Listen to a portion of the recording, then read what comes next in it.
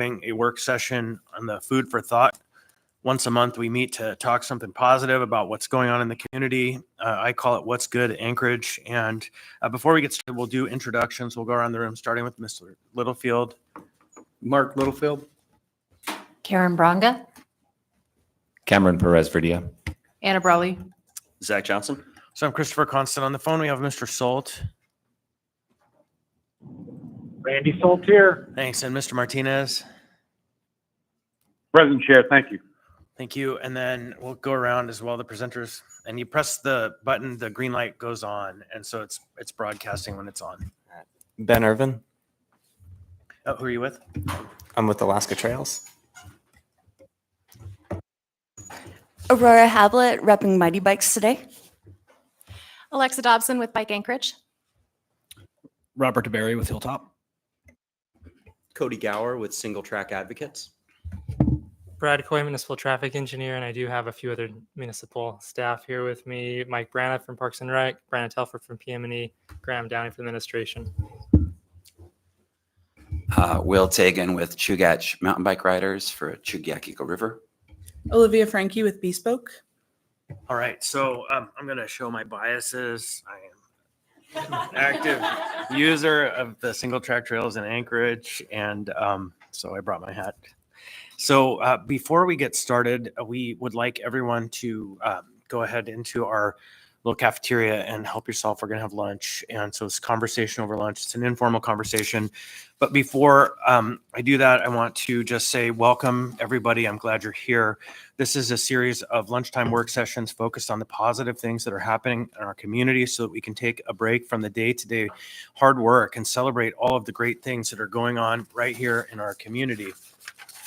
Anchorage is known for its incredible outdoor opportunities and for people who are active in all sorts of recreational pursuits. And it seems like every season there's a new sport rising up in popularity here. I think pickleball is the one this year. And with that said, also we have new opportunities for active transportation, whether it be the new protected bike lanes or new trails opening its service or any number of different things. And so in recent years, it's been hard to ignore the rising popularity of biking from the new trails in Rush and Jack, which are also just opened last week, and Service High to protect bike lanes and increased riders in just about every area of the municipality. For today's session, we've invited everyone we could think of that would say yes to come, who's doing this important and awesome work. And so just for everybody's knowledge, while we're meeting, that recorder will be on and it will become part of the permanent record. So just know that what you're saying is being recorded. So it's important to recognize that. Yeah, it is the law. And so, but with that, we're going to now take a break, get food, and then come back and we'll start with the presentation. So why don't you go around the corner and help yourselves. It's chicken and waffles today.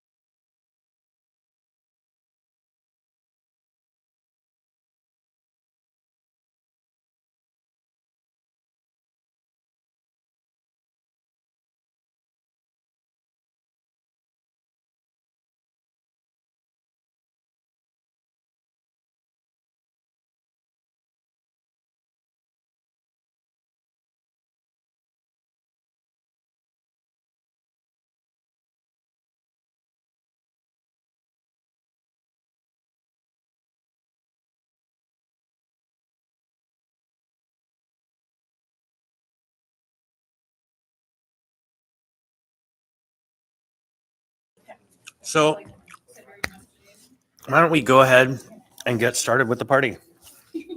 So we have up on the screen Mighty Bikes. So today, first up, we're going to start with Aurora Hablett from Mighty Bikes. And I think because we have so many people, for the most part, unless it's a burning question, we're going to try to roll through all the presentations and then have a conversation as best as possible with this many people. And so, we're going to let you have the floor. Aurora. All right. All right, you guys. I'm a coach, not a public speaker. I'm a coach, not a public speaker. So I'm going to start by introducing Mighty Bikes by the numbers. So Mighty Bikes was started in 2000 by a group of like 4 parents so they could have adventures with their kids and solidarity. Circa early 2000s. Since then, the program has grown to 300 kids with, my last count, 77 volunteer coaches. And we have, about 5 years ago, we added a program director, which is a part-time paid job. And this year, we added a site director, a very, very awesome one. Thanks. This jersey is a representation of a lot of the things that Mighty Bike stands for. You can see it's Alaskan, Anchorage specifically. We handle the rugged terrains of mountains. And this says, Mighty Bikers pursue fun, respect nature, share trails from West Side Kincaid all the way to Hillside East Side. As you can imagine, in 24 years 24 years later, we've grown a lot. And I just wanted to bring to you some of the things we've done in the last couple of years with the growing of our program and the involvement. So, challenges and solutions. Okay. I know how this is. There we go. Okay, so some of the things that we've been working on to address some of the observations we've made with our kid participants are business partnerships, a coach field guide, and safe sport training, as well as additionally to this year, 14 years and younger, a 14-year-old cutoff instead of the 18 that it used to be. And now I will tell you about why our reasoning for each of those and some of the successes that have come with it. So in mountain biking, raise of hands, who mountain bikes here? Nice. How many of you guys have domestic situations with kids? Okay, excellent. Has anybody had kids go through the Mighty Bikes program? All right. So as you guys are probably aware of, mountain biking is not a cheap sport, especially if you have multiple people in your household. With Mighty Bikes, especially, there's a huge economic disparity between like the equipment that is available. There are basic requirements. Basically, the kids have to have gears and working brakes. And so you can imagine, like, some kids are rocking Norcos with 18-inch wheels, and some people have department store bikes, and they all ride the same trails in the same groups together. So some of the things that we've tried to do to help out the families and bring them up, raise them up to, getting closer to a similar level is searching out for bike partners, which the bike shops have been super great. The bike shop now offers a discount to Mighty Bikes families. We have started encouraging people to trade up rather than, you can buy new bikes if you can, but there's other options. We don't have the facilities to gather a fleet of bikes and like rent them to kids, but we have encouraged the use of social platforms like Facebook to help that.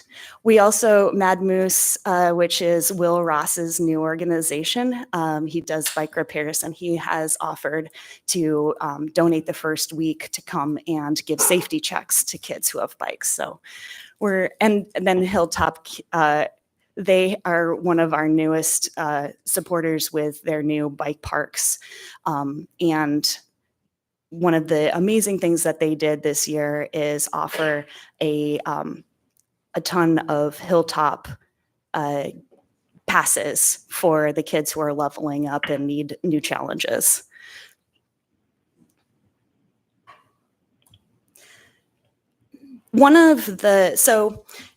As the program has developed, we've got 300 kids to deal with. They're divided into 10 groups. And it used to be that we would try to divide them by speed. You can imagine that is like, speed is not necessarily indicative of a kid's skill technically or endurance-wise. So we have over time been trying to evolve a curriculum that volunteer coaches can use to help sort these kiddos in a way that they can ride together. That's fun. And so I'm going to walk it through. I've got some visuals here so you can see. When you're a new coach, you come in, you have like a weekend training with some certified coaches from PMBIA and BICP, which are acronyms for two of the most popular coaching programs. And then as a board, we went further and give the new coaches, based on your group experience level, a list of trails that they can use plus their ratings.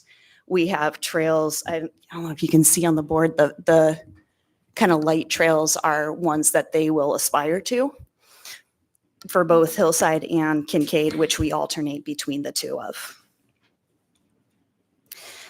There is also a checklist of skills and a guide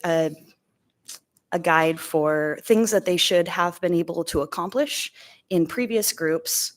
What they are currently working on is that little square.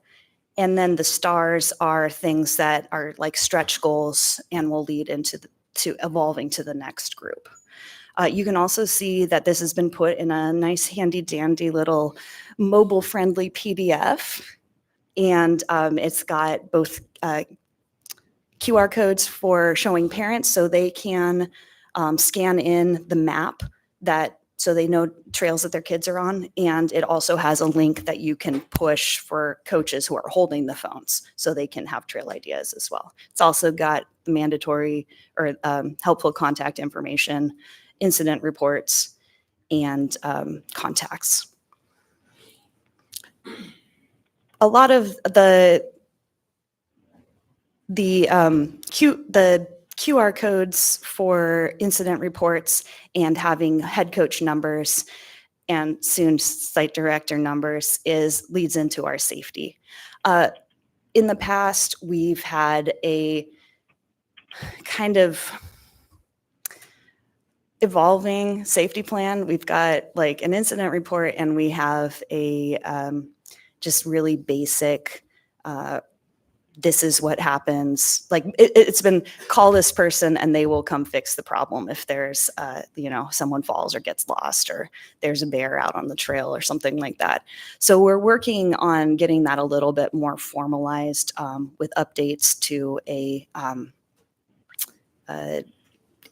incident, I guess, plan, formal plan. And we've also introduced Safe Sport, which if any of you have worked with ASD or volunteered for Junior Nordic, is a pretty standard plan for teaching adults how to interact with kids in a safe way for things from concussions to, appropriate relationships between kids and parents, or kids and coaches. This is especially important because we have introduced a new age cutoff, which means we encourage kids who used to be in the program at the highest levels, who are like 15 and 16, to join as junior coaches, which makes that safe sport with younger coaches interacting with kids a little bit more important on how to be appropriate. But some other things that have come with the new age cutoff is we have gotten to a point where our kids are super badass riders. Sorry, I know that's on record. And their skill levels or technical riding has just increased exponentially, especially with parks being so, downhill parks being so prevalent and available in Anchorage now. We are volunteer coaches. We are not necessarily qualified to teach your kid how to jump off really high things or do flips. We would much rather have a professional coach help the kids do that stuff safely. And so by cutting off the age, we can focus as an organization on more of the fundamentals, while now that we have Hilltop so close, we can start funneling the older kids. We can be a feeder program to their youth programs, which is a really cool thing for us to be able to do now. Part of the junior coaches too, so we've got, really experienced 16-year-olds, 17-year-olds, 18-year-olds who have gone through the program. And we'd love to give them an opportunity, especially if they're getting sent to Mighty Bikes because they still have siblings or just want to be involved. They're not ready to give that up. So the junior program lets us be more experienced coaches, be mentors, and hopefully lead them into being long-term coaches. Myself, I've been coaching for 8 years now, even though my kid is long grown out of the program. And it's really cool to see kids that you taught come back and teach alongside you. So, and the last thing, which is, it's a pretty complex, but I'm just gonna spin through this. We've noticed in the past that when we have the 14, 15-year-old riders at the top level, the female rider attrition rate starts at about, we've got 10 levels, about level 5. And by the time they get to the top 3 levels, it's almost completely dropped out. You might have 1 out of 30 kids in a level who identifies as female. We really wanted to address that, so we took a poll of some willing participants who are female identifying to tell us a little bit more about that. Why do you drop? Why would a person leave the program? Turns out, when you get older, you split in different directions. We get rowdy kids who want to go downhill, awesome riding, and we've got more cross-country kids, and the competition starts moving in different directions too. Some groups have a more emphasis on competition and pushing each other, and some of them want to support each other. And I think you can maybe guess which gender leans towards the two motivations. So by bringing the age level down, we are able to kind of reach closer to that middle age that, or what was the middle age, and now they're at the top. So they get to progress through an entire program. So that is pretty much the things that we have on our mind as a Mighty Bike organization as we grow and we have more diversity in our riders. And it's not, we're not experts, we're learning as we go, but it's definitely something in the forefront of our mind so we can have this program going for a long, long more time. Thank you. Perfect. Looking forward to having some conversation. We're going to try to mitigate the questions because we have all these folks, and then afterwards we'll do a roundtable of conversation. So unless it's burning, maybe write it down so you remember. And then next we're going to have Olivia Frank, who is the co-founder and director of Bespoke, and I'll let her tell us what that group is. I'll just note that She's my next door neighbor, and I appreciate that she's here. So welcome. Thanks for having me. Yeah, my name is Olivia Frankie. I use they, them pronouns. I am a biracial Cayita person. My ancestors come from Sinaloa and Sonora, Mexico. And I was raised in a Guatemalan American household in Portland, Oregon. And all of that comes into play as I organize community spaces, particularly Bespoke, but also outside of Bespoke. This photo is our first Bespoke gathering from October 2022. There are some family members in here, but we started with 6 original co-founding members. And now we are going through a transition that will mean that I am the sole director of Bespoke. So we are right in the middle of that transition, but I did want to just, as always, honor the folks that helped me start. Folks might know these people in this room: Grande, Sophia, Charlotte, Dev, Marilyn, and myself. And then we've also got some local business owners in here as well, and some family. So yes, I am one of the co-founders and directors of Bespoke.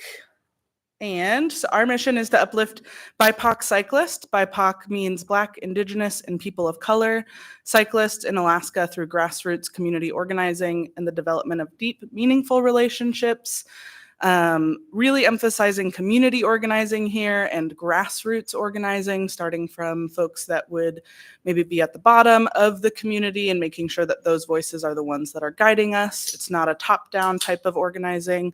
And our vision is community-driven cycling spaces, which uplift the voices, goals, and autonomy of those BIPOC cycling collective in Alaska.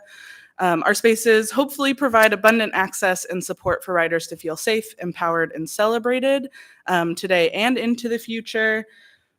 We started very unofficially. We didn't have a name. We didn't have a mission or vision. We had 6 folks who are very passionate about cycling and creating spaces together.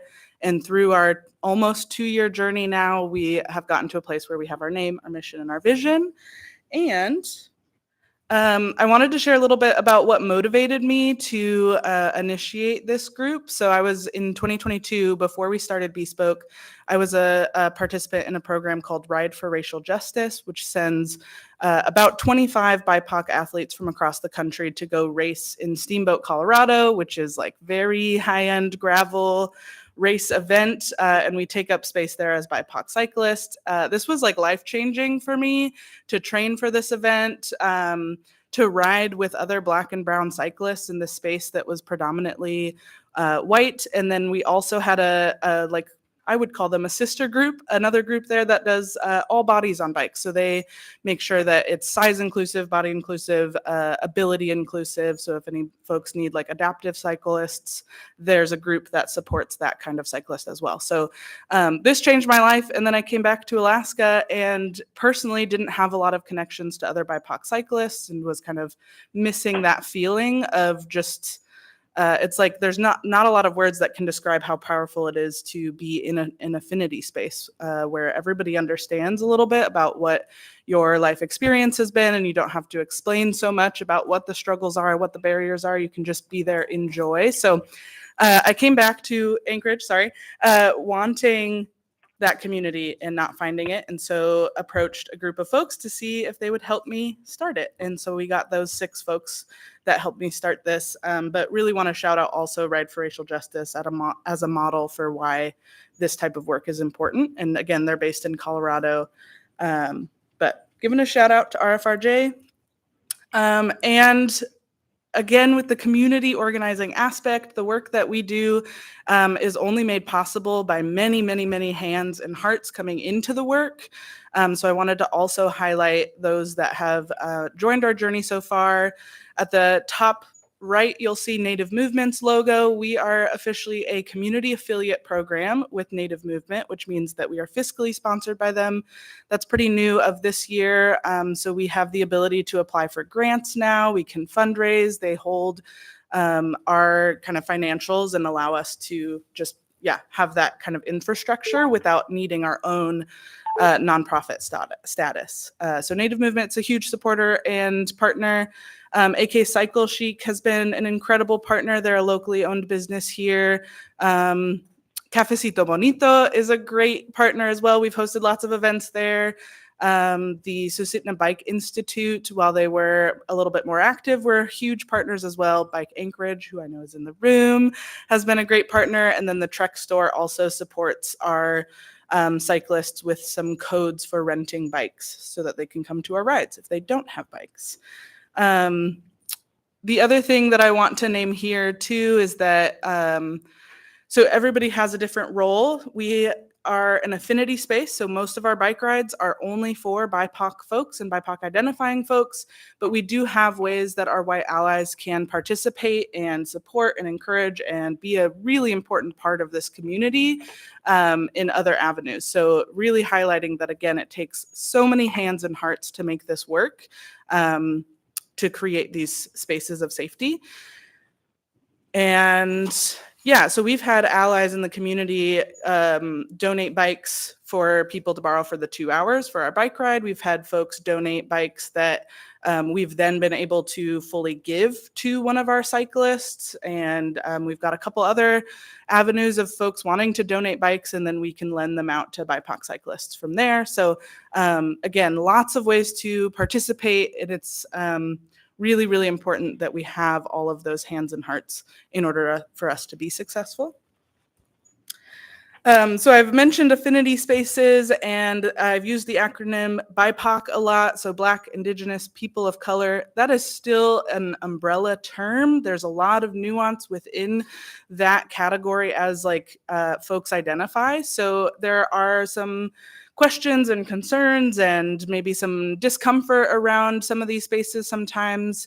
But again, there are almost no words that I can use to describe how powerful it is to ride with other people that have similar lived experience and similar identities, whether that's your racial identity or a queer identity or a gender identity. So this is just one of many possible affinity spaces. And I wanted to share a little bit about what our riders say about affinity spaces and why they're important, so that we can bring those voices in as well. So I've got some quotes. It's not directly their voices, but I'll read their quotes. So one of our founding members says, "Bespoke has been an important part of the community because it has created opportunity for not only increasing diverse representation out on our trails, but also a space for our community to connect in collective joy and liberation." This one's a long one. Bespoke is a bike affinity group that uplifts BIPOC community care and connections. It's vital for BIPOC individuals and community members to have safe spaces where they can authentically be themselves. I know for Black folks that racial profiling, lack of access to infrastructure, and affordability are huge barriers to pursuing biking or even outdoor activities as a whole. Not only has Bespoke provided me with access to both a bike and a helmet, but has helped me get out of my comfort zone and feel empowered by a group that fosters genuine inclusivity and acceptance. This is one of our board members, and they were also a recipient of one of the bikes that got donated. And so now I see them out all the time beyond Bespoke rides. They're out on the trails. And then they obviously stepped up and wanted to be a little bit more involved and are on our board. Here's another quote. BIPOC spaces in the outdoors create a safe and more welcoming environment to connect with nature without fear of discrimination or racism. Bespoke empowers these marginalized communities to feel a sense of belonging, representation, and inclusion within a cycling community that has historically been lacking diversity. Riding my bike in a space intentionally curated for the BIPOC community allows me to express my most authentic self and contributes to my sense of belonging. It also feels like I'm giving back by showing up and supporting the group and the individuals. And I have one last quote that was sent to me last night, and it's very powerful, so it's not in the PowerPoint, but I did want to share it as well. Bespoke is the reason I fell in love with riding my bike again. I've never felt so much genuine support and inclusion in this kind of space. This community helped reduce the barriers that had prevented me from biking, from finding gear to borrow, teaching bike safety, and introducing biking routes around town. Despite growing up here in Alaska, I haven't always felt included in outdoor recreation spaces. BIPOC affinity spaces are important because it's a personal invitation where I don't have to wonder if I am welcome. So I just wanted to share the perspective of the people that are coming to these rides beyond myself. I know I shared a little bit of my story and my motivation for why this space is important, but highlighting that we're creating spaces are important across identities. And it's really an honor and a gift to be able to do that. And it's really because of all of these folks that have contributed that we continue being able to do this. It's a big motivator. So then I did want to highlight some bespoke in numbers. We've hosted 4 social gatherings, non-biking related, where we'll meet up at Cafecito and we'll talk about what we want for bespoke for the year. Usually this is done in like what's called the mud season, where it's a little too muddy, breakup season, too muddy to ride, but we still want to get together and talk about riding. We have hosted one gear sale specifically for BIPOC cyclists in partnership with AK Cycle Chic, which was very well attended, and lots of folks got all of the clothes that they need in order to bike. We've had one fundraiser with Bike Anchorage earlier this year, Filmed by Bike. We've had 2 rides that were open to all folks, so our white allies could also join us at those rides. Those are usually in June. They're also like a pride ride in partnership with Native Movement, the Diversity in the Outdoors event that we do every June. So those are our like annual rides that welcome everybody can come to those. We've had 12 group rides, both in winter and summer. We try to do them once a month. We've had a couple months where we haven't been able to. And on this point, I want to just highlight this last Wednesday, 2 days ago, we did our July ride in partnership with the National Park Service and Anchorage Park Foundation. And the National Park Service took us fishing in Ship Creek. We caught a fish, we processed it, and then we got on our bikes and rode together on Ship Creek, which was incredible. And someone even said that it changed their life. So we're still going strong with our group rides. And then I did a quick look at members on our email list, people who have signed up to ride and people who have attended rides. And we've got 41 folks who are actively getting communications, actively getting invited to our rides. And that's like what I would consider our base or our community for Bespoke. And we're always growing. I'm gonna have to jump in, and I'm trying to tune everyone to 10 minutes, and so we have to kind of give you your last slide, and then. Okay, I'll be very quick. Mentioned a time of transition, big changes. I need to talk to the board about what that looks like to have a single director instead of multiple directors. One thing I want to highlight is that we move at what we call the pace of creation as people's availability, as people's physical abilities. I've been injured all year. As people's capacities changes, we try to move as slow as we need to, basically. So we're never rushing to get to the next step. Challenges always fundraising and storage and capacity. We have offers for bikes, but I have a tiny shed. So we're looking at opportunities to find some storage. And as always, our opportunities are more robust partnerships, continuing to lean on community members and individuals and businesses. And then we want to dream with our riders, make sure that our riders are informing what kind of programming we do. Awesome, thank you. So I'm doing my best to keep everyone at 10 minutes so we can have some time to have a discussion when we're done. Excuse me. And so next week, we're going to hear from Ben Irvin with Alaska Trails Program Officer. And be wary of cables. Thank you, Ben. You have the floor. All right. Is it on? All right. Hey, I'm Ben Irvin. I'm the Trails Program Officer over at Alaska Trails. This is not the type of thing I usually do. I've got a poli-sci degree, so this is what I thought I'd be doing. But like a lot of people with poli-sci degrees, I'm building hiking trails. So, this is my 4th year with Alaska Trails. I started as the trails technician, and in that capacity, I was working with the Youth Employment and Parks program, which is, I'm sure some of you guys know about that program. It's roughly 30 teens that work in a first job experience with the Muni. And then the last 2 seasons, I've been working as the program manager, and we've got this year 2 pro crews, adult pro crews, and then we also have a YEP field supervisor, which is kind of like the that technician role that I was originally in, that oversees the YEP program. Scooting on. So today I wanted to talk about the Russian Jack trails and kind of the funding behind it. I see a few faces that I recognized from the opening the other day.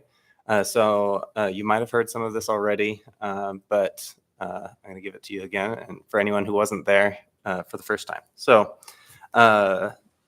the main sources of funding were, I guess, fourfold.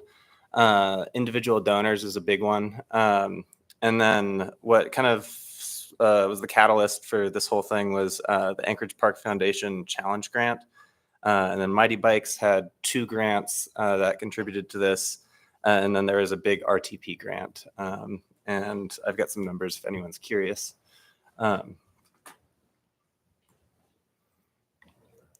So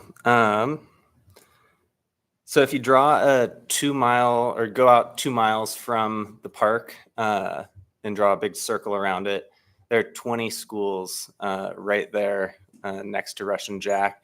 And if you look at just outside there, I see 3 more, and I'm sure there are a few more even just further than that. So there are a lot of schools, and the whole idea here is to ride to where you ride. So instead of loading your bike up and driving all the way up to Kincaid or all the way over to Hillside, you can just hop on the bike at your house, ride over to the park.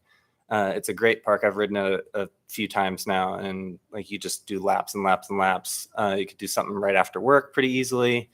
You meet up with some friends. It's right here in the middle of town. So yeah, it's really awesome. And then you could ride straight home. So pretty close. Yeah, so Alaska Trails participated in the redoing of the Russian Jack master plan, which identified this, I don't know if the mouse works, this area on the north side of the park. Oh yeah, you can't see that. As the area for mountain bike trails. And Lee Bowling of Kaufman Engineers and STA was the one who created the original design for the trail. These trails, I'm looking at this map, have since been named. So if you haven't gone out and ridden it yet, I highly suggest it. It's a lot of fun. So how Alaska Trails has been involved. So Youth Employment and Parks, I forget how many weeks now, but and this is an old picture, so I wasn't able to find the crew that actually worked on it. But they spent, I believe, 2 weeks. Oh yeah, it says it right there on the slide. 2 weeks working on the trails there. The main one that they were working on is called Thin Mint. It's the connector trail that goes up. So if you're going to ride any of these downhill blue trails, these jump lines, you're going to be following this trail here that loops up, and it's just kind of the feeder trail. So that's what the YEP kids were working on. It was really an awesome project. We had some news crews come out and interview some kids, and it's really exciting to get them involved in it, talking about why they enjoy this job. They're not just in it for the biking trails, but like they're learning first job experience things, learning hard work, learning to show up on time, wear their uniforms, how to be safe on a job site, wear their PPE. There we go. And we also had, I wish I had the number of how many volunteer events we had out there, but a bunch.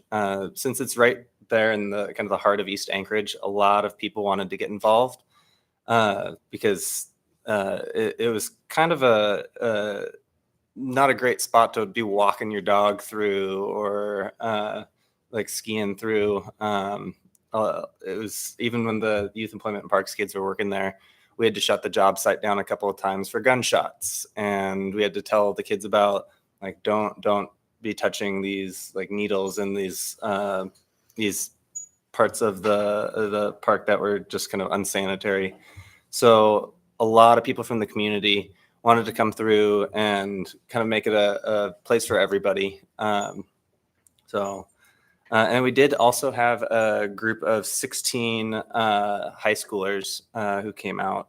We had youth groups come out. Yeah, everybody seemed to want a piece of this trail, or a piece of this park. So, and then back to where Alaska Trails Pro Cruise is coming in. We weren't the main contractor, but we did do a handful of training days at the beginning of our seasons. We like to just get everybody up to speed. Make sure that they all understand kind of what the expectations of being on a pro crew are. and this was a great spot to bring people in town. We did some hazard tree mitigation, some brushing. We did cut some new tread, root removal, put all the signs in. And if you've been out there, there's a really long skinny. I've heard from Carl Batriel that it might be the longest skinny in town. So yeah, I think it's somewhere close to about 60 feet, one of the wooden structures. So the crew is on part of that. So, and then the bulk of the funding went to the contractor Happy Trails. They were able to use these trail dozers to just move a ton of dirt. So if you've been out there, you've seen these big jump lines, tons and tons of dirt was moved. So it's just a great trail. One of the last steps before it was open to the public was an inspection by the city. So I lost my spot in my notes here too, which is great.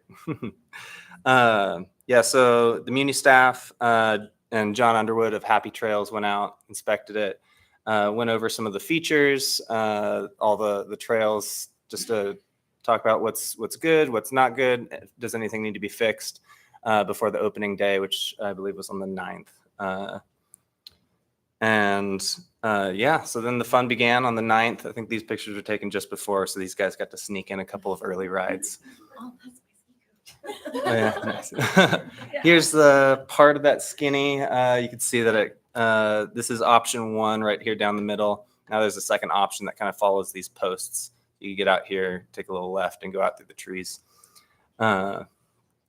Yeah, and here's the opening. There are prizes, Yeti dogs, snacks, and lots of fun. So it was a great event. And I want to just take a little time here too to thank Nicolette Dent, Taylor Keegan, and Brad Muir of the Muni for helping out with the inspection and the whole process here. So yeah.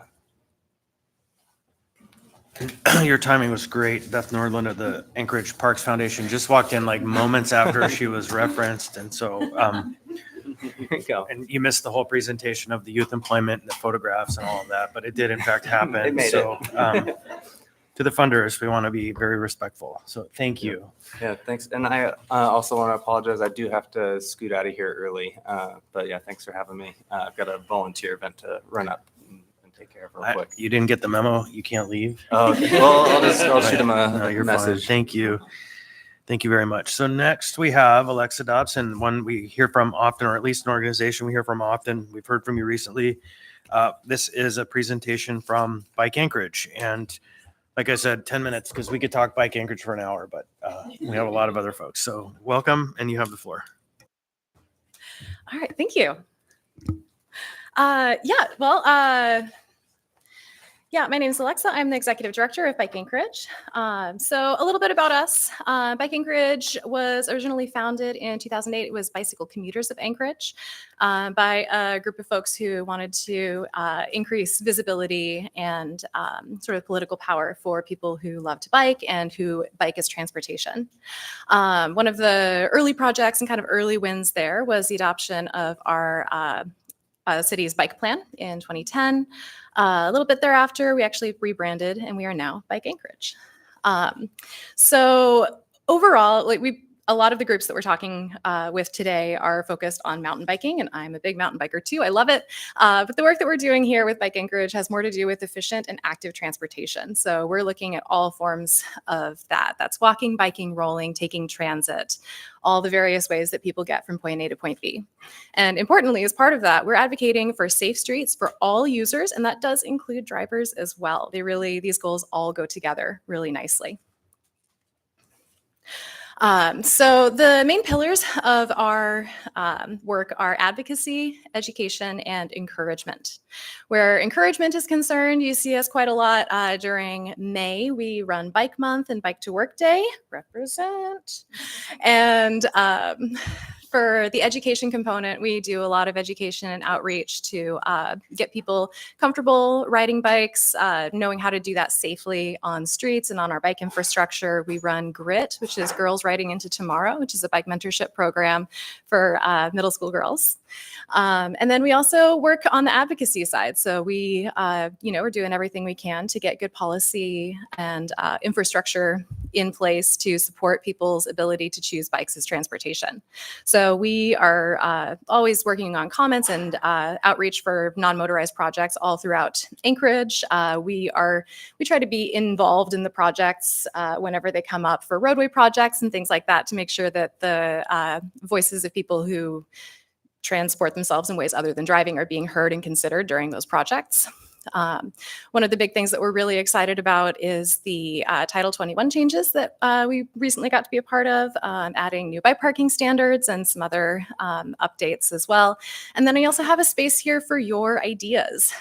We are a community organization, and we represent people who bike and people who love bikes. So we want to make sure that we're not just, taking where, for the leadership, we have our ideas and that sort of thing, but we want to make sure that we're also taking ideas from the community, because it's really the people who are riding these routes every day who are going to see what needs doing. And we want to make sure that we're raising up those voices. So the big thing that I want to cover here is that people love bikes. This has been a huge, huge year for Bike Anchorage. We've had some of our best numbers ever in terms of attendance at the events that we work with. So for Bike to Work Day this year, this was our highest Bike to Work Day ridership on record. We have volunteers who go out on Bike to Work Day at 15 stations around the town to count bicyclists. And that's how we kind of keep a consistent count from year to year. Is it everybody? No, but it's giving us a consistent data point so that we can see how that's changing over time. Obviously 2020, there's a hole in the data there, but we're really happy to see that ridership is moving upward. We've also had huge, huge turnouts for some of our big group rides this year, the Big Fat Ride, which is part of For Rendezvous in February, and Bike the Moose, which just happened back in June. And the big key to all of this, to encouraging people to bike more frequently, is bike infrastructure. And there's a ton of pieces that make this up. That means things like bike lanes, multi-use paths, bike boulevards, also signage and lighting. Being able to find your way around town, having good wayfinding is really important. Bike parking is a big part of it because, yes, we love bike parking. We're going to talk about that. Fix-it stations, big important component there. Integrating with transit, being able to extend our range by biking and busing is important. And obviously, maintenance of our infrastructure year-round, so important for making sure that people feel that they can trust that they're going to be able to get from point A to point B when they go out. And the last piece that I wanted to highlight here is multimodal transportation. We really believe that the future of transportation is multimodal. And what that means is that we don't just bike, we don't just drive, we don't just take the bus. We do a little bit of everything based on what makes sense at the time. So to take an example from my life, I'm going to be going down to Kenai next weekend to go fishing. I'm probably not going to ride my bike down there. That's a good use case for me to drive the car, right? But if I am at my home office working and I need a croissant right now, and I'm going to go down to Fire Island, that is a really easy trip to take by bike instead of taking the car. So being able to take each opportunity that you're going to go out and move from point A to point B and think, well, what's the best way to get there? And to have the freedom and the flexibility to actually make that choice is really what we're looking for here. Because if there isn't a safe way for me to get from my house to Fire Island by bike, I'm not going to do it. But if I have a protected bike lane, then it's an easier choice for me to make. So on that subject, we're really excited about the protected bike lane. This is a federally funded pilot study that's going on. This is the second phase of it. So last summer, for about a month, we had a sort of pop-up protected bike lane, sort of a proof of concept on Pine Street in McCary. And then this year on 6th Avenue and A Street. And this is temporary. It's the nature of the pilot study. It is for the summer only. But what we're doing here is we're putting together all the pieces so that we understand how these work, how to put it together, how to maintain it, everything on the city side that has to come together to make it work, the education and the outreach to get people comfortable with the idea. And those are all the pieces that we're working on right now, and hopefully will become the blueprint for the future, we hope, permanent protected bike lanes that we could install in our city. One of the things that we really love about protected bike lanes is that they're great for cyclists, but they're also really great for drivers. And what I mean by that is that sort of in the preliminary data, as we've looked at the changes in traffic through the protected bike lane areas, what we see is that people are speeding less, people are slowing down, and they're driving more cautiously. So it's really a win, not only for the safety of the people who are biking in that lane, but also for the people who are driving alongside it. It's a safer environment for everyone, and that's something that we're really encouraged to see. We do have the website up there, anchoragepbl.com, that has more information about the Protected Bike Lane project. And we're really encouraging people to get out and ride the Protected Bike Lane, give it a try, see what you think. We want to hear the feedback from people who are using it. You know, does a turn not make sense? Is there a sign that's hard to see? You know, things like that. Because again, we want this to be the blueprint for future bike infrastructure. And we want to make sure that it's helpful for people and that we're optimizing for the use cases that we want to see. One question that I have seen a lot is, why did we put it on 6th Avenue and 8th Street? And so for this one, I have a really handy chart right here. This is from the Federal Highway Administration. This is the bikeway selection guidelines.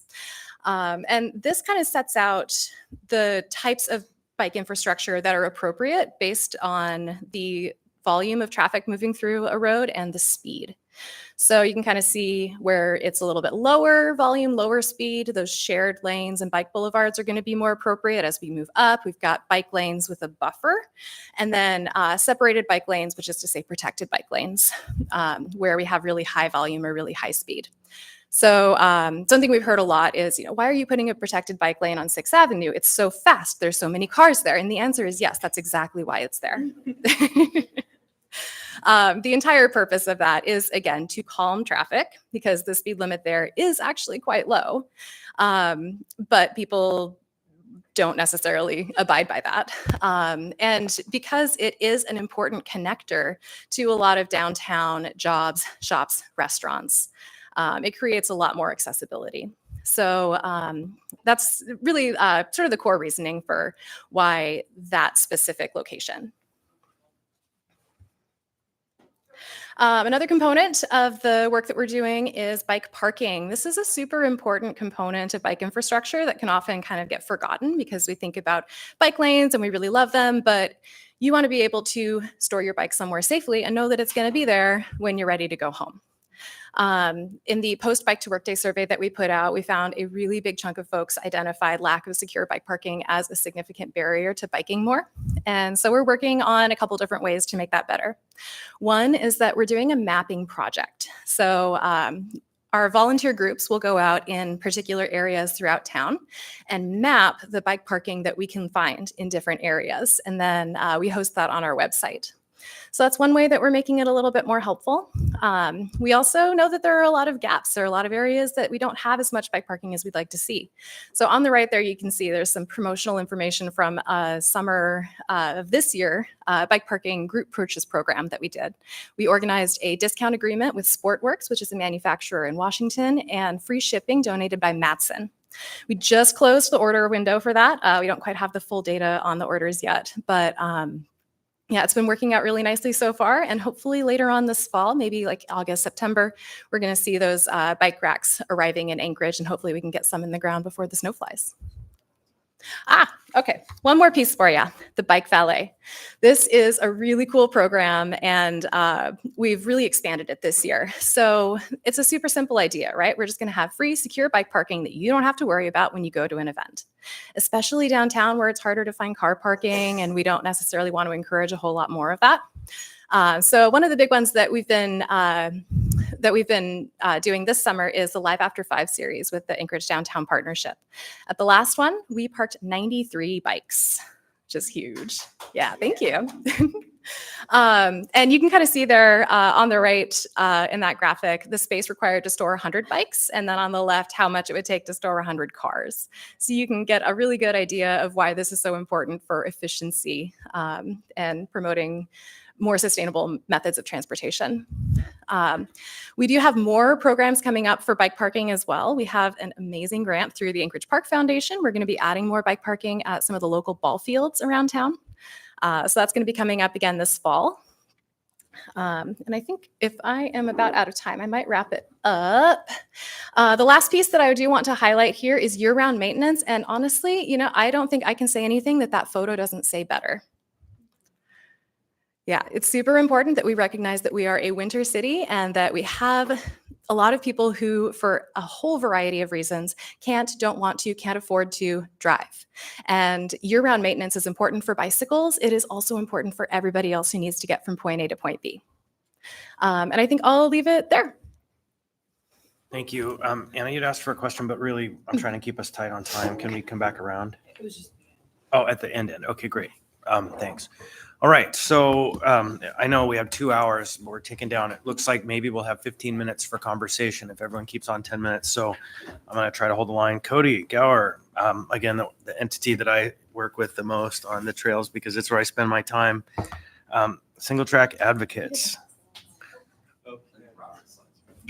Okay, Yeah, yeah, so- I do not have slides, so I'm just gonna talk, and I'll try and give you all some time back. I'll be as concise as possible. 2024 has been a great year for single track advocates. We kind of started our season in May with our annual fundraiser where we get all our members, people from the community come together just to celebrate another year of biking. And this year we were fortunate to celebrate our 20th year in existence. So that's a big milestone for single track advocates. And looking back through those 20 years, it started on Hillside with the Brown Bear, Black Bear development, which was 2 hand-built trails, I think for a total of 1 mile or so of trail. That progressed into Hillside Phase 1 in 2008, then Kincaid Phase 1 in 2011, Kincaid Phase 2 in 2013. And then we took a number of years where we just kind of were in the maintenance phase and looking to the future phase. And then in 2018 I think that was a big milestone year for us because that's when we put Hillside Phase 2 into development. And since then, things have changed drastically in the bike community in Anchorage and in the trail development world. So that was an exciting project for us. That was the first time we ventured into where the sport is going. And actually, Hilltop Ski Area's photo is a good example of that. We're trying to keep pace with what the sport is doing. And the sport has changed a lot in the last 10, 15, 20 years. You look around the country, you look around North America and into Europe with what is happening with bike parks and trail developments and cycle centers and things like that. And then with what Aurora was talking about with Mighty Bikes, trails are changing and riders are changing. What kids are doing on 20-inch bikes is something that wasn't even thought of 20 years ago. And so that's where we're at as an organization is how do we continue to develop trails for what the entire riding community wants? How do we balance this desire for accessibility? So we need our green trails that can get people comfortable on single track. Trails for the masses. How do we get our blue square trails to meet the needs for anywhere from an 8-year-old who's just getting into mountain bikes to an 80-year-old who bought their e-bike and they're still having a blast out there. And then also satisfying this growing desire in the Anchorage community for these, black diamond level trails where you have jumps, drops, features, technical stuff.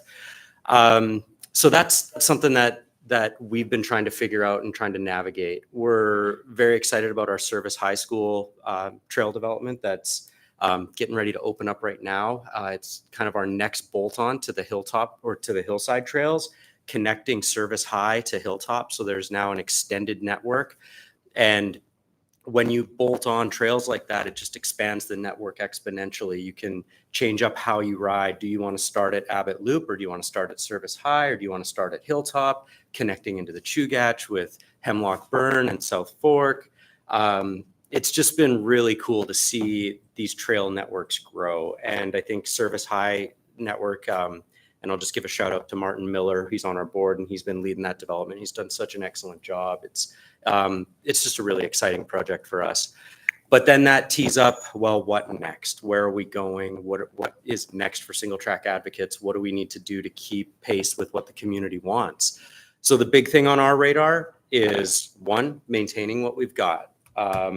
As we've expanded the mileage and as ridership increases, wear and tear on the trail happens. We got to get out there. We got to mobilize work parties, get volunteers out there. And in the last couple of years, we've moved into this model where we're hiring contractors now to help bring some paid professionals in to help maintain the network, because we just hit a point on capacity where we needed that extra assistance. We couldn't rely strictly on board members or strictly on volunteers to drive that effort forward. So that's part of our budget and our planning now. The next thing we're looking at is it goes in line with that maintenance window, but it's how do we tune up, modify, and modernize our current trails to keep pace with what's happening in the sport.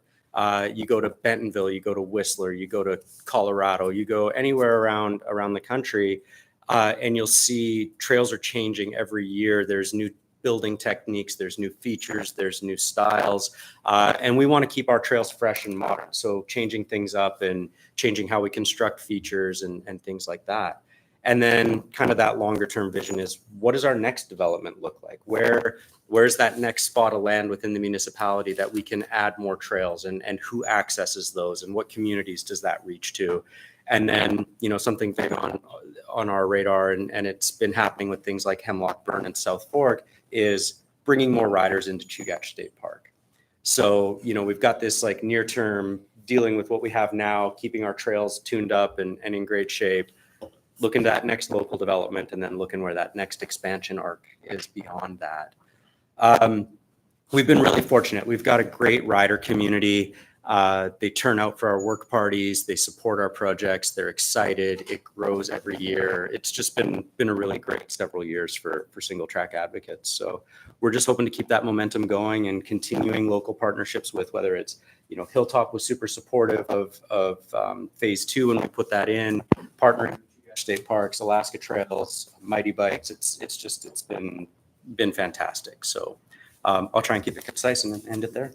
All right. Thank you, Cody. Next, we're going to hear from Hilltop Ski Area and Bike Park. I believe you're Robert. Yes. All right, Robert, you have the floor. So I'm Robert. I'm the community relations manager and marketing manager for Hilltop, and I'm guessing that almost everybody in here knows about Hilltop or has a Hilltop story. That's what we're finding, that you can almost throw a rock in a crowded room and somebody will have something about Hilltop, whether it's skiing or biking or just hanging out. We are a nonprofit corporation. We started out in about 84, and we moved our current location in 86 with our first lift. We're nearing 38 years there, 40 years total. We are going into our 4th season for biking. It'll be our 3rd full season. We started in August, so we didn't get a full season our first year. Our primary mission is that we want to focus on recreational and educational opportunities for youth in the Anchorage area and Alaska. And everything that we do, being a nonprofit, every dime that we make goes back into that mission statement, whether it's upkeep on the hill, building of the bike park, facilities, snowmaking, everything. So in our summer season, we are going through our 4th year. We operate the bike park from June through September, and we're open for business with lift spinning Wednesday through Sunday. But Finn's Kitchen is open 7 days a week, as well as our patio. So we've become a real community space for the hillside area, for people that want to hike or bike in that area. They end up at Finn's. They'll do Hemlock Burn all the way down, end up at our cafe for food. We have 9 trails. Our trails range from super beginner, really easy to ride, up to some pro level stuff that you will find in the lower 48. We did have, when we were building one of our trails, our insurance guy came up And we were a little nervous because it's a big trail. And he said that it's not any different than what he's seeing in the lower 48. So like Cody says, did I get your name right? That's one thing we look at. How do we keep pace with what the community wants, what the kids want? How can we remain educational and in that process? So we have a bike school. We have a bike school with coaching sessions. We have a full suite of coaches. A lot of them are PMBIA certified, which is the Professional Mountain Bike Instructors Association, and they kind of set the industry standard for what coaching is. We offer a full rental fleet with all the safety gear you would need. We have a retail area. We have a full repair shop, and if anybody rides a lot of downhill, you have to have a repair shop. One of the cool things that we've actually started doing is we do live music on Fridays on the patio. So parents can come up, listen to live music, eat at Finn's, and their kids can go ride their bikes. Because our music has been pretty successful on the patio, we started working with the Anchorage Concert Association as well last year, and they do their final concert at Hilltop. And again, to us, having them come in and ask to do that just really reiterates the fact that we're creating a community space for everyone. We are bike centric. We are ski centric in the winter, but it's also a community space that anybody can come use. When they do their final concert, we get a lot of people that they don't bike. This year, during the concert, last year when we did it, we had about 800 people. Parking is a definite problem at Hilltop, which we're working through. We're trying to keep people from parking on the streets and then the neighborhoods. We rent service high.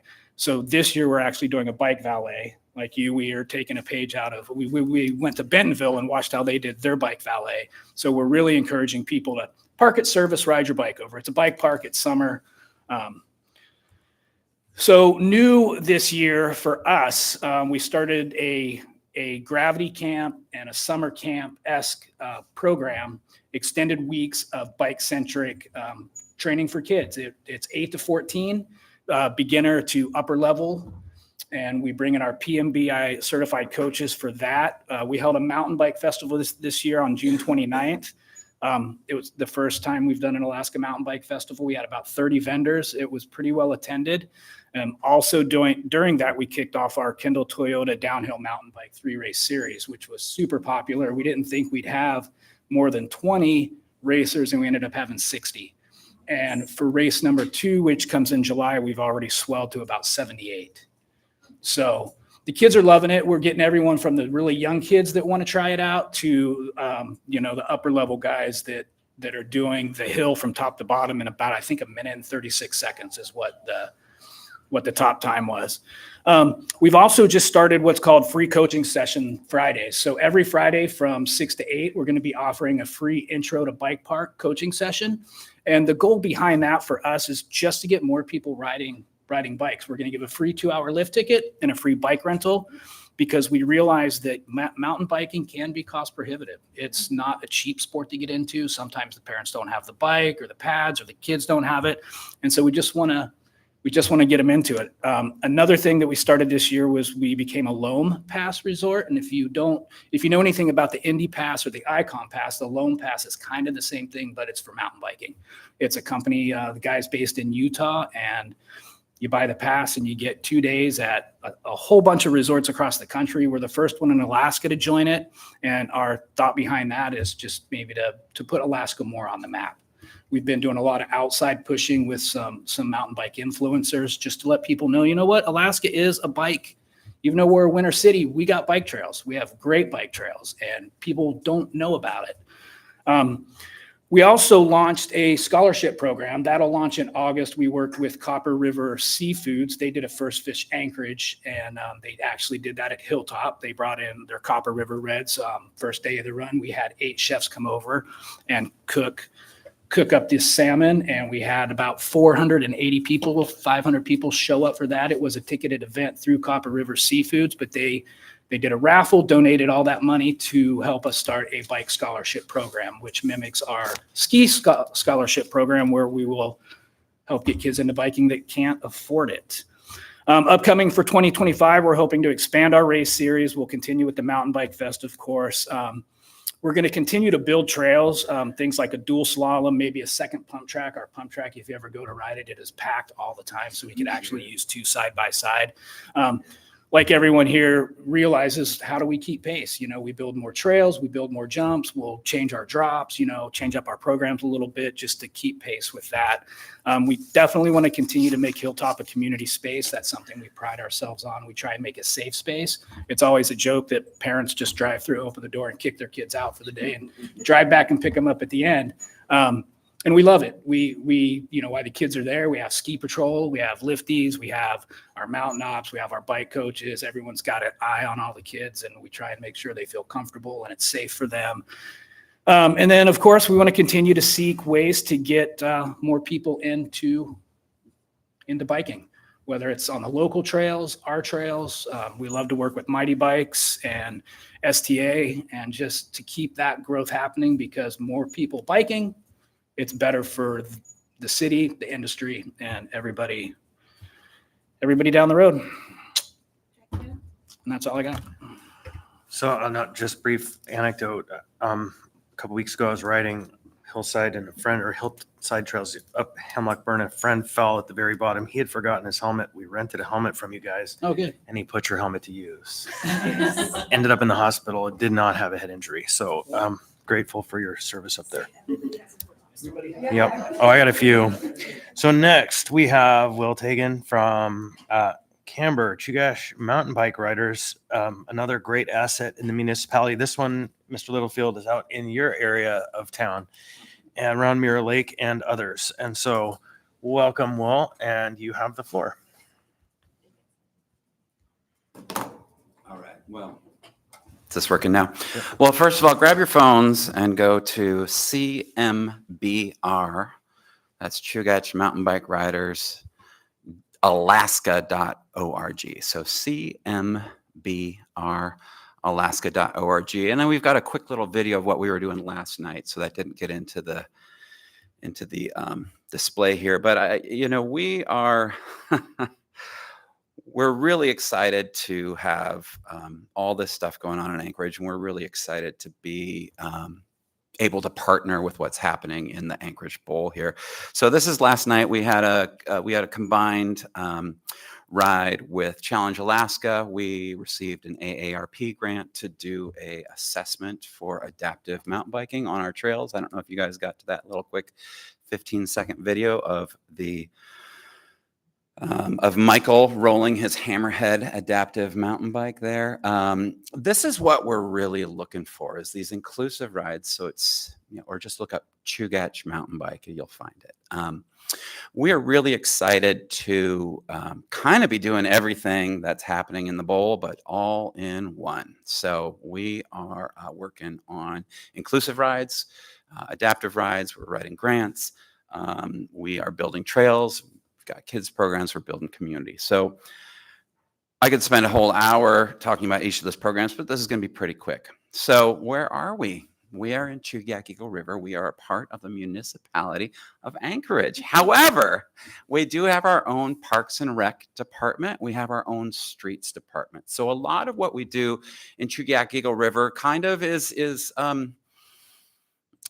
kind of separate and kind of working on out there. And we have that ability through our streets department we've been putting lots of safety paths, basically bike paths, sidewalks along a lot of the municipal owned streets. The Parks Department has been putting in a lot of these kind of multi-use paths out there. That's kind of separate from what is happening in the bowl. But where we do share is in any of the federal or state funded projects, which are the non-motorist projects. So I'll get to that a little bit. So it is this weird overlap, but we're really happy to be invited here. Where are we? We're at Mirror Lake Park. Who's been to Mirror Lake Park? If you ever go to Mirror Lake Park, who's been to Mirror Lake Park on a sunny summer weekend? Yeah. So I think all of East Anchorage comes out to Mirror Lake Park because there are music like from all parts of the world being played on that beach. We are a free parking. We are the first free municipal beach run by Chugach Eagle River Parks and Rec. outside of Anchorage. If you go further, you have to pay state park funding, or if you are in town, you're at, Goose Lake. So it's a huge draw for folks who want to get out of the city. As you can see here, there's a bunch of kids on bikes. So we run, we've got about 150 people coming out. That's split between a Monday, Wednesday, and a Tuesday, Thursday session. So we have 4 nights of youth mountain bike programming going on at Mirror Lake Park. And they meet right on that little field right there next to the beach, because right behind the beach, if you turn around, you start the Mirror Lake single track trails. This originally was a ski area built in the 80s. When the Glen Highway came through, it split the park in half.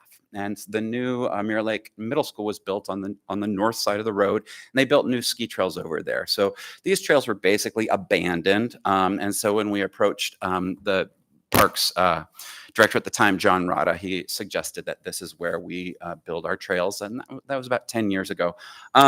So first came single track, and kind of what Cody was talking about. It's kind of the old school hiking trails with some twists in them. And of that, we've built about 6 miles of single track. The ideal length for a destination single track is 10 to 12 miles. That's what you can ride in about an hour, and it makes a large enough draw. So we are a little bit crowded, but we're excited that Parks and Rec is developing a plan for the north side of the highway there, and we're hoping to connect the 2 sides. So what happened? Well, there was a lot of kids out there, and these trails were kind of tucked in the woods. You had to go down this little muddy path to find the trails. And so in order to capture not only the locals, but also to serve the masses of Anchoragites that come out and enjoy the park, we fundraised over $350,000 to put in Ben's Bike Playground, which is a series of jumps and rollers and pump tracks and stuff. And that is right next to the picnic pavilion at the beach there. So this is something where you and your families can come out and hang out at the beach, send the kids over to the pump track, get them excited, and kind of learn those skills before then they go out into the larger trail system. So this was done through grant funding, federal grants, and private grants. So we didn't use any Parks and Rec funding for this part of the project. Well, as Cody also said, folks are changing. They want something that's a little more exciting. And this we're really excited about. We did build a couple jump lines with the same builder from Happy Trails who did the kind of the jumps on the hillside. And the thing I love about this is these are all what we call tabletop jumps. So this jump's 6 feet high, but that 9-year-old, I think he's 9, can ride behind his dad, and he can ride the exact same trail because he just rolls over it. Dad hucks it. I can't do that. I look more like the kid, maybe 6 inches above the ground. And it's just this amazing family, you think, oh, that's crazy, family friendly. This is the jump that my friends, our adaptive riders, were riding last night. Like, this is what those hand cycles are going over. It's amazing. We have this whole idea. We're really trying to build to this adaptive standard that is different from an ADA standard. It's still, it is accessible, but it's not dumbed down, So we found out that the dog walkers loved our new trails. They loved them. And we have so many dog walkers out there that we, once again, grant funding, no funding from Chugiak Parks and Rec, we built a 3/4 mile gravel greenbelt trail for the park there to encourage walkers to take this nice, beautiful, non-money section, and it's been super successful. People come, they walk their dogs. A don't go there sign doesn't work so well, but a nice, clean gravel path when it's all muddy everywhere else, it's awesome. And it's wide enough that we share it. So the fun thing is I see I have 2 minutes left. The fun thing about this is we're building another one of these at Beach Lake. It'll go 1.5 miles this year, and eventually it'll go all the way back to the Glen Highway at Chugiak High School. But we, by the end of this fall, we will have a trail like this going out to the inlet for Eagle River. So we will have the first beginnings of a coastal trail started, and that is actually thanks to ARPA funding from the Assembly. So we were looking for transformative projects to help with outdoor spaces in Chugiak Eagle River. We don't have a moose loop.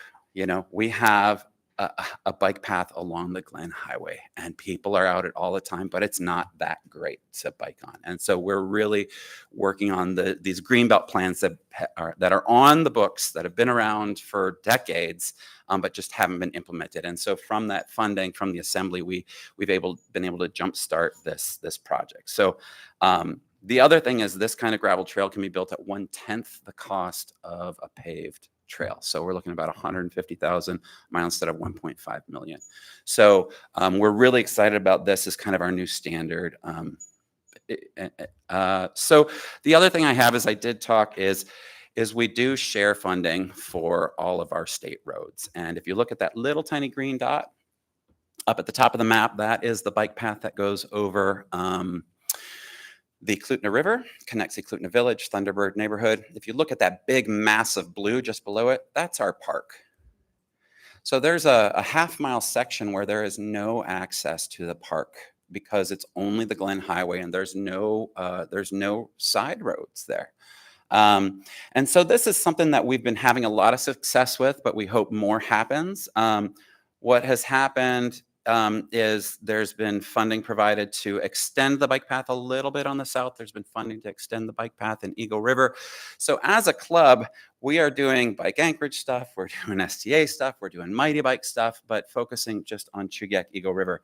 Really quick, some of the projects we're going on. This is a plan from 1982 that has been repeated and repeated and repeated. It's in the current trails plan, it's in the comprehensive plan, but this is the plan to build a kind of that moose loop, that greenbelt system for our area, and it follows the historic Iditarod path. So, I mean, talk about a win-win. Putting the Iditarod through Chugiak Eagle River is going to be great for our local businesses, as well as providing access for those communities. Eagle River Greenbelt is also on the books. So the nice thing is we're not proposing anything that's not already in plans. We just want the current plans to be implemented. The area-wide trails update is happening right now. This is kind of what the 97 plan looks like. We want to make sure that those Greenbelt plans stay in there. We're meeting with Eklutna, we're meeting with the city, we're meeting with the state. As a nonprofit, we're able to meet with all these different entities in addition to just the municipality. We also, I'm going to end it right here. We also have 2 grants. We've hired IMBA Trail Solutions, which is the national kind of standards body, to come up with a comprehensive trails plan for the Valley, Chugiak Eagle River, and Anchorage comprehensive trails plan for mountain biking, so that we will be assessing those things that Cody was talking about, like where it makes sense to build an inventory of what we have, what we don't have, what we think we need, so that we can then present that to the decision makers and the funders. And we'll be working in cooperation with Parks and Rec as they do their larger plan. We're going to be doing a smaller plan there. And then we're also working with the National Park Service, Rivers, Trails, and Conservation Assistance Program to develop a stakeholder coalition of all the groups here, so that when you guys want to talk to us, we have a centralized system. So I'm going to bump in there. Well, we have a quick clarifying question. Go ahead. Yeah, thank you. I was just curious, as you were listing off some of these projects, I was recalling having gone through the list of the governor's vetoes of some of the capital projects, and I know some of them were long trail. We don't have to get into detail on those, but are some of the ones that you shared some of the ones that have been vetoed this past month? We did have a project vetoed, but it was not along the Iditarod Trail route. Okay, thanks. I was just curious. Thanks. Thank you.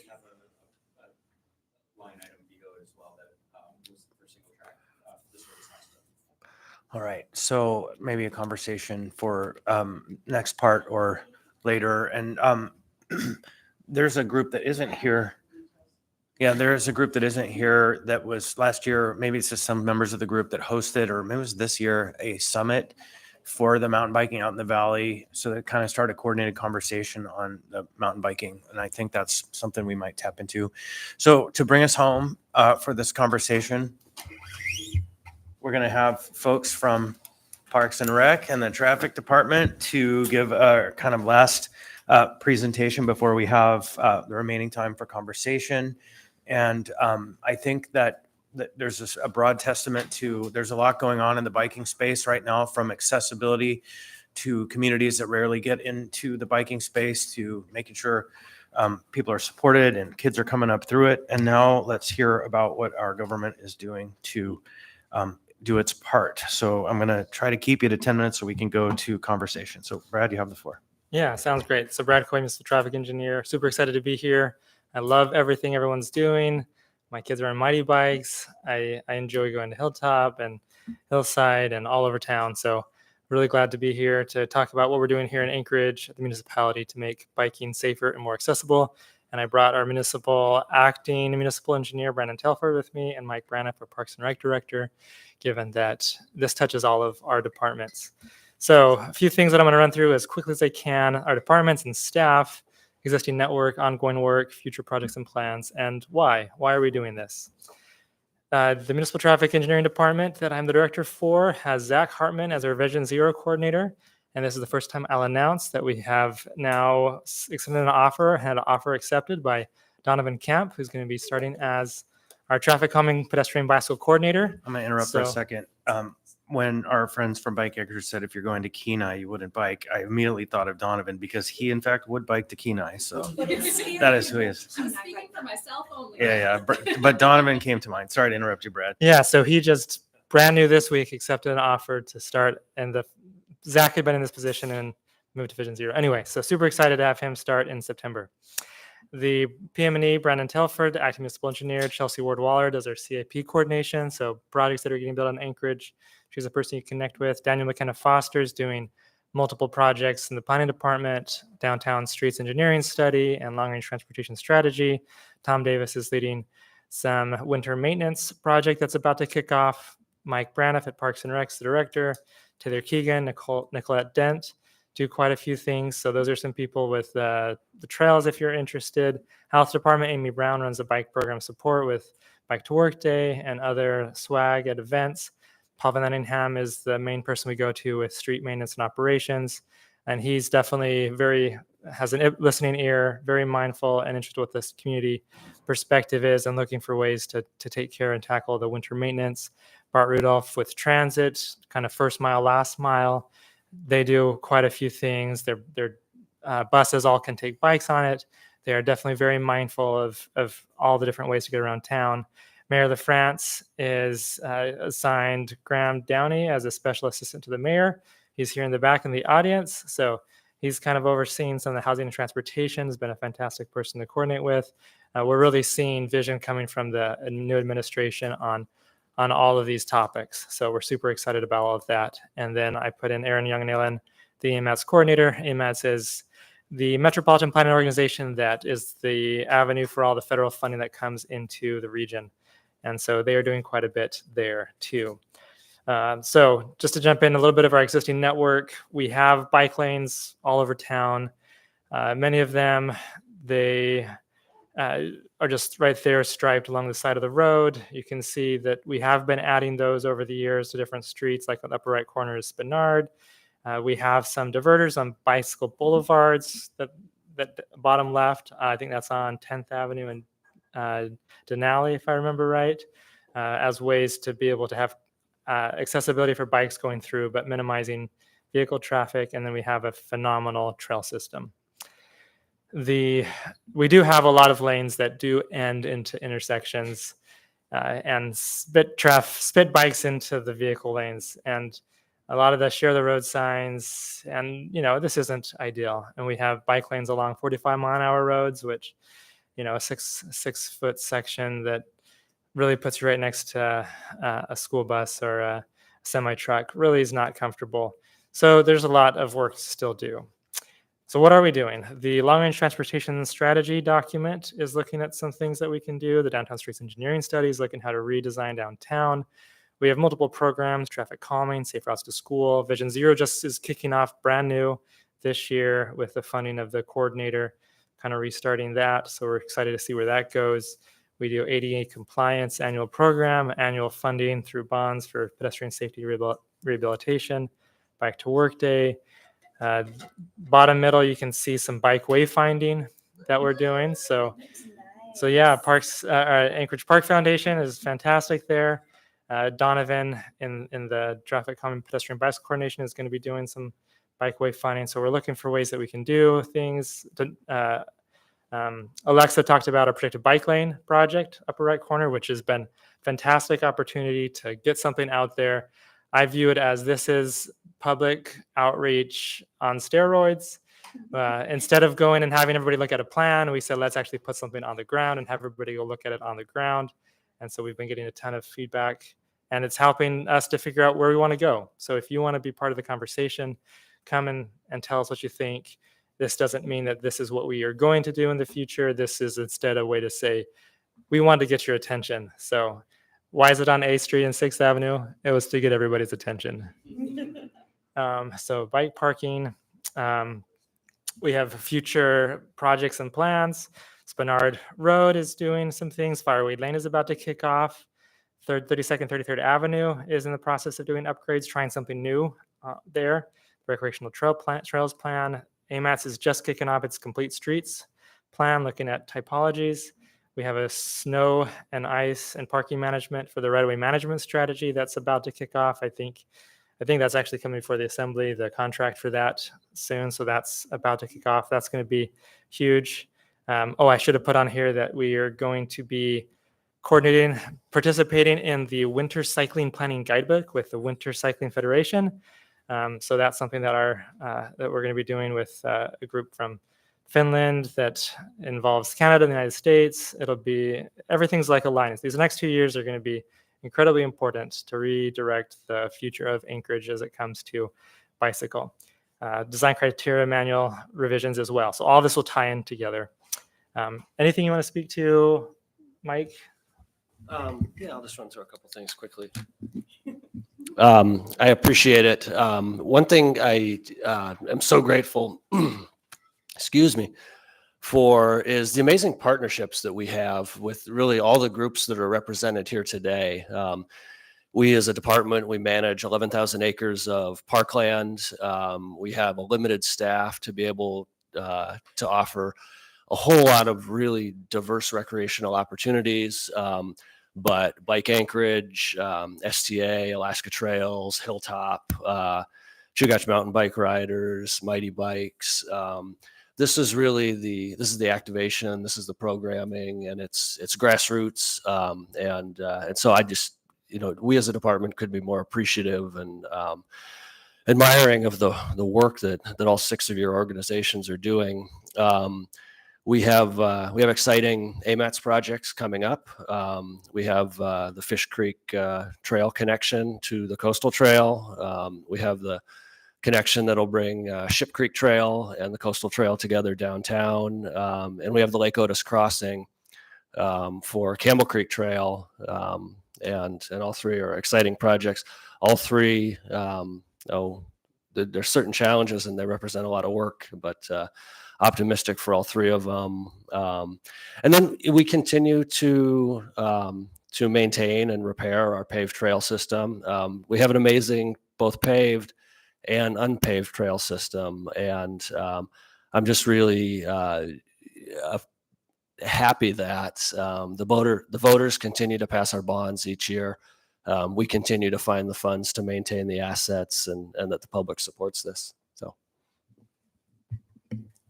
Perfect. Thanks, Mike. So we're going to take just a minute or so to talk about the why. Why are we doing all of this? What is the value that biking brings to our community? So I'm going to hand it off to Brandon to kind of address a few of those pieces. Yeah, so my name's Brandon Telford, PM&E. When Brad mentioned he wanted to talk about the why, I said, can I tackle that piece?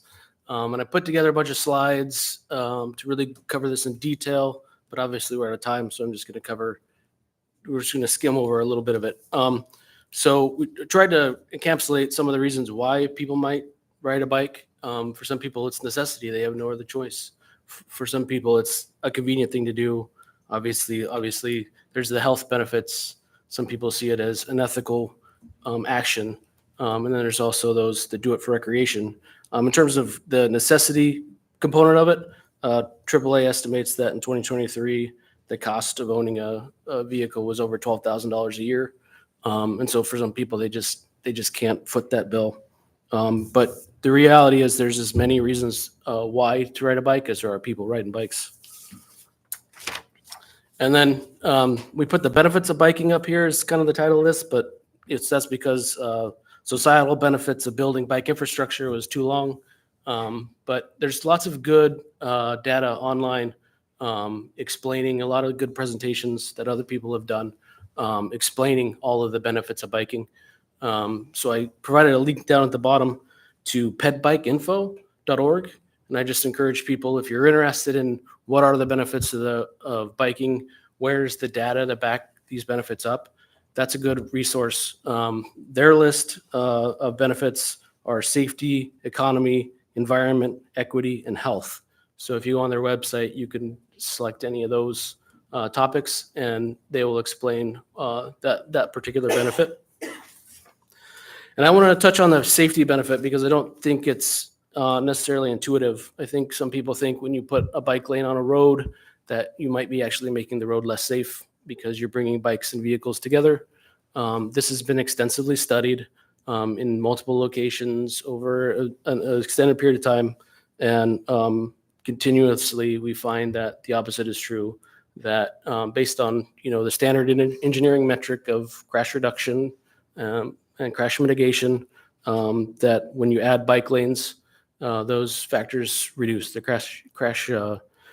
crashes are reduced along roads when bike lanes are added. And there's an extensive sort of volume of data on that. And it goes beyond just adding bike lanes to converting bike lanes into separated bike lanes and many other topics. And there's enough data to back this up that Federal Highway Administration has designated bike lanes as a proven safety countermeasure in their toolbox of proven safety countermeasures. Okay, so a few of these other slides, I'm just going to skim through really quickly. So, well, here's what I'm going to ask. Yeah. That this presentation be brought to the Transportation Committee as well separately so it can have a full briefing and conversation with the members, because it seems like there's a lot of good info here and we should talk about it. And so don't count this as a wasted effort, but that we will dive into it more deeply. But then go ahead and do your summary. Yeah, I was just going to say, safety. If we're talking about roadway safety, biking and multimodal has to be a key part of it. Anchorage you can get pretty much anywhere in Anchorage. See, I've got a slide here. You can get pretty much anywhere in Anchorage really quickly by car, and you can get there, right? By bike, not so much. And so why are we having such an emphasis on bikes? Is it because I'm a bike commuter and I love bikes more than I like cars? Well, I drive as much, probably more miles than I do cars. I did drive to the Kenai yesterday and go fishing, and it was great. Fishing is fantastic, by the way. And then I biked here today. Using all the different modes is important. But bikes and pedestrians are overrepresented in our fatal collisions that happen, and so it's just really important, and it does improve safety for all users. Like Alexa was commenting with the protected bike lane. That is something that we saw with Pine Street last year. And so we know people bike here. We know that Anchorage is going to be a better community if it has the world-class non-motorized system, and similar to how we have world-class trail systems. So if we can extend that into our non-motorized system, it'll be a better place to live, work, play. And we're super grateful that the administration is behind this, that the legislature, that the assembly is behind this. Now's the time to be making all of these progress. And so what can you do? Continue all these different organizations doing everything you do to support biking. Also look for the things that we're doing and encourage your members to ride their bikes to the trails, maybe come ride the protected bike lane, and to speak up and share your vision so that we can really arrive here together. So that's what we got. We'll definitely have this presentation at the Transportation Committee because we need this info. So we have 10 minutes. I'm going to reserve 1 minute at the end for myself. Salt and pepper questions, quick answers, members. I think first Anna was in the queue, then I'll have Karen. Anna. Thanks. And I appreciate the breadth of discussion that we've had and all the work that you guys are doing. So first of all, thank you. And I also appreciate the kind of reminder from the Bike Anchorage folks that I know you guys started as basically how do we fill the niche of where biking is transportation and not just recreation. So I also want to say I'm not saying that it's one versus the other, right? I think they all fit together. But I guess I'm curious, maybe briefly from some of the recreational folks, and I think Brad Coy just brought it up, right? How do we get folks to feel more comfortable on our roads? And I'm curious from the recreational side, because you guys do focus on what is really a separate activity and it's in a different space than the transportation network itself. But how, maybe working with youth and adults, how do we get folks more comfortable riding on our roads and making that choice to use it as transportation, even if it's maybe not even the same bike that you guys use for your mountain biking activities? Quick questions and quick answers. Anyone want to take a stab? Oh, go ahead, Will.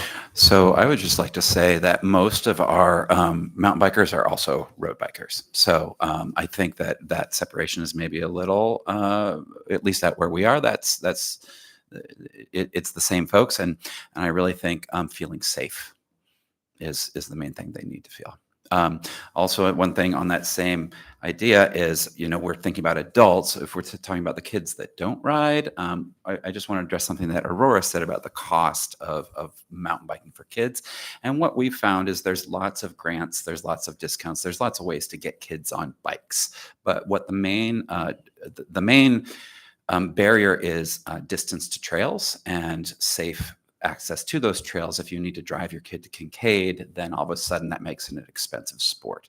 If you can just ride your bike to Russian Jack, there's going to be a lot of those neighborhood kids that are on cheap bikes, that are going to have a lot of fun because they don't have to be driven to it. So the infrastructure, I think, both for road biking and for mountain biking, it's that access and that safe access. Anyone else? Okay, it's okay if you don't have a quick answer because we are running out of time. Karen, go ahead. I just wanted to say for you with the young riders that may not have bikes, and I was thinking about how hard it is to get people I'm from District 5, the east side. If they have to transport a bike along with it, that's another barrier. And I know Bike Anchorage got ASD, a trailer of bikes that they can bring, and a whole classroom can do a biking activity. So maybe looking at bike trailer for your organization. And then I have a question for Brad that I never remember to ask you. Why do the cutouts on the curve now, you have to kind of turn toward the road? It's terrifying. As you're going down the sidewalk, all the new ones put in are bringing you out toward the road. So I think there's two parts to this. One is trails that are separated from the road do curve in, kind of sweep is what it's called, toward the road, because the most dangerous place actually on the trail is at driveway and road crossings. That's if I've almost been hit, it's been pretty much 90% at those sorts of situations. So bringing the bikes adjacent to the road as you cross a roadway, as you cross a side street, gets them in a place that cars are not going to hit them as much. The other one is our ADA ramps. The way that those are built, you do need to be able to allow a wheelchair to maneuver from both directions along the road, along the side road. And so the way that they have been built is kind of angling into the middle of the intersection. Those are things that I think we could think about. I mean, that falls more in Brandon's if there's ways to build those differently, but we're not going to address it right now, but those are the reasons behind why it's the way that it is. Other questions? Anyone? Okay, so then I'll pivot to my closing comments and say that thank you everybody for being here. What a great conversation. Clearly I have an inherent bias. I bike, I get out. And in fact, there are 6 people in this room. I've been on multi-mile bike rides. I've done trainings with some. I've been at every one of your facilities. I haven't done a ride with Bespoke, but I have ridden with Christina Grande and with Sophia a lot. And so I think these organizations are making Anchorage a better place for everybody. Brad, I can show you places on our federal highway system where there are 2 power poles in the middle of the sidewalk and people in wheelchairs pushing themselves up an icy federal highway because our pedestrian and non-motorized facilities are not ADA compliant. It's an ongoing headache and very dangerous and sad, but that's okay. That's not what this theme is about. This theme is about celebrating the things that we're doing right, which clearly we're doing a lot of really good stuff. To everyone else, there's no time like the present. It's a good day to go out and go for a ride if you can. Thank you to Legislative Services for putting together this talk today. We do have a lot of work in equity in this space, but as you hear, almost every organization has a line within their project. It's whether it's getting women on bikes after that 13 or 14-year-old time when they kind of merge out of the play field, or whether it's getting BIPOC people who are in neighborhoods that have no history of participating in bikes because it's never been a welcoming or inviting space. Any number of different aspects, people with disabilities on their 3 wheels and their hand pedal bikes out in the community. There's that big race that happens. Also, cyclocross season is about to start. It hasn't quite turned cold yet, but it's hinting. So the season is moving on. If you haven't been to a cyclocross race, I highly recommend it. And the best part is when the little kids with their little push bikes start jumping over all of the features. It's like nothing you've ever seen before, and it's very inspirational. And I will say it here now, it's de facto, but it's clearly true. Anchorage is officially a bike city.